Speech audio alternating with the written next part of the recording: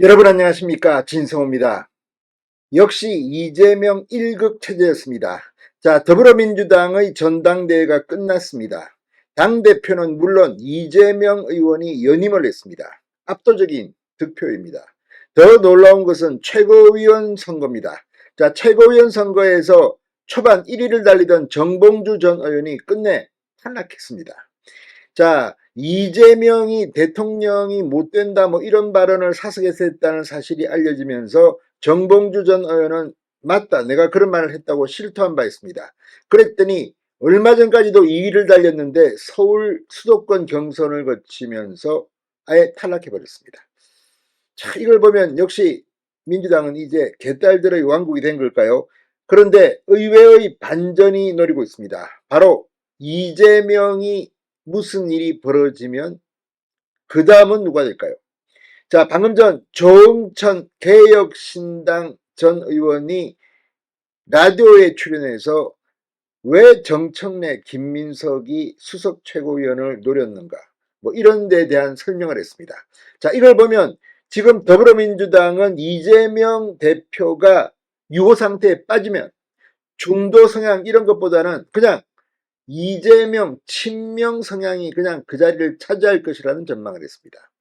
이재명이 잘못되면 내가 하겠다 뭐 이런 걸까요? 아무튼 정청래, 김민석 이런 노림수가 있었는지도 모르겠습니다. 그런데 조응천 전 의원은 그걸 확실하게 해석했습니다. 또 하나 중요한 것은 지난 전당대회에서 문재인 전 대통령의 영상 연설입니다.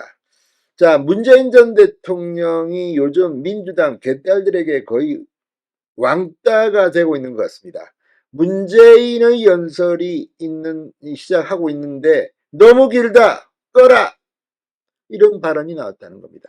자, 지금까지 전직 대통령에 대해서 민주당 내에서는 가능하면 이렇게 노골적인 공개적인 비난은 잘하지 않았습니다. 김대중, 노무현, 문재인, 민주당 출신 전직 대통령이 뭐 이 정도 아닙니까? 그런데 드디어 문재인 전 대통령에 대해서 이런 발언이 나왔습니다.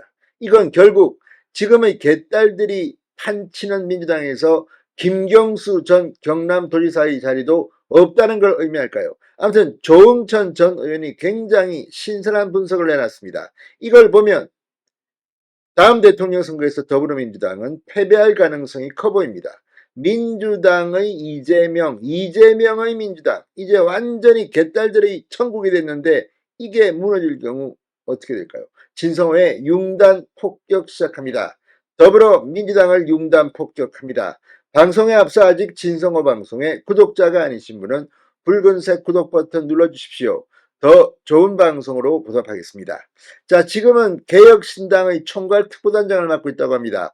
민주당 탈당파 조응천 전 의원이 방금 전 SBS 라디오 김태현의 뉴스쇼 정치쇼에 나와서 이재명 사당화, 이재명 유일체제의 완성, 그리고 이재명 대선체제의 출범이라고 평가를 내렸습니다.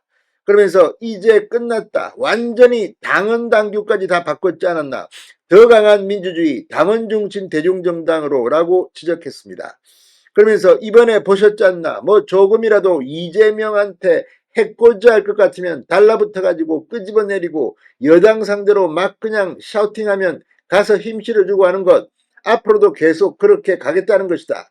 대화와 타협, 토론은 그냥 교과서에나 있는 거고 계속 특검, 탄핵, 청문회, 국조 이걸로 가겠다는 거 아니겠나라고 비판했습니다. 자, 그런데 조응천 전 의원의 말처럼 이제 이재명한테 해코지할 것 같으면 달라붙어가지고 끄집어내리고, 자, 그래서 지금 정봉주는 끄집어내렸고 전현우는 김건희 살인마 하니까 갑자기 샤우팅하니까 이렇게 당선권에 들었습니다. 이걸 보면 분명 민주당은 이상한 정당이 되어 있다는 생각이 듭니다. 최고위원 경선에 대해서도 명비어천가 명창 선발대회였다. 누가 잘하나? 예를 들어 김민석 후보 같으면 자기가 대선 캠프에 전략본부장 그렇게 하겠다. 전현희는 수석변호인 하겠다. 김병주 후보는 국방참모하겠다. 또 누구냐?